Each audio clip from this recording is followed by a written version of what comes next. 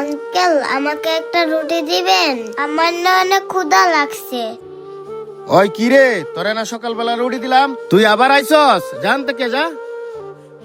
আরে ভাই থাক, বাচ্চাটার আপনি বইকেন না। এই নাও মামুনি। আমার অনেক ক্ষুধা লাগছে, তাড়াতাড়ি করে রুটিটা খেয়ে নি। আহারে, এত ছোট পোলাপান অহনি ভিক্ষা করা শুরু করে দিছে। না ভাই, মায়াটারে এইভাবে বললেন না। মায়াটা না অনেক দুঃখী, কত ভালো ঘরের মাইয়া, আজকে কপাল দোষে এই অবস্থা। কপাল দোষে মানে? ভাই আপনার কথা তো কিছু বুঝলাম না, আমাকে একটু খুলে বলেন তো। ওই মাইয়াটার কি এমন হয়েছে যে ওর ভাগ্য এত খারাপ? দুঃখের কথা কি আর বলবো ভাই, ওর বাপে 2 বছর আগে রোড অ্যাক্সিডেন্টে মারা গেছে। ওর বাপে মরে যাওয়ার পরে ওরে ফালায় তুইয়া ওর মা অন্য জায়গায় বিয়ে বয়ে গেছে।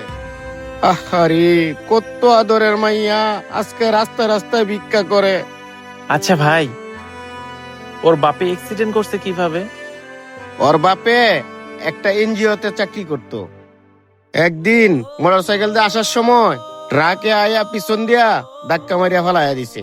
তারপরে ওর বাপে ওই জায়গাতেই মরিয়া যায়। আহারে, টাকের চাক্কার তলে পড়িয়া একবার সেপ্টা হয়ে গেছে। কি বলেন ভাই? তারপর? আচ্ছা ভাই, আপনি এত কিছু জানতে চাইতেছেন কেন? কারণটা কি? আপনার মতলব দেখে তো ভালো মনে হচ্ছে না। ভাই আপনি যেমনটা ভাবতেছেন ঠিক তেমন না। আসলে ওর মতো আমারও একটা ছোট্ট মাইয়া ছিল। একদিন খেলতে খেলতে রাস্তায় গেছিল, তারপরে ট্রাকের চাক্কা নিচে পইরা আমার মেয়েটাও মারা যায়। কি বলেন ভাই? তাহলে তো আপনার সাথে ওটা দুঃখজনক ঘটনা ঘটে গেছে। ভাই খালি দুঃখজনক, আমার বাচ্চাটা মারা যাওয়ার পরে আমার স্ত্রীও বাচ্চাটার শোকে স্ট্রোক করে মারা যায়।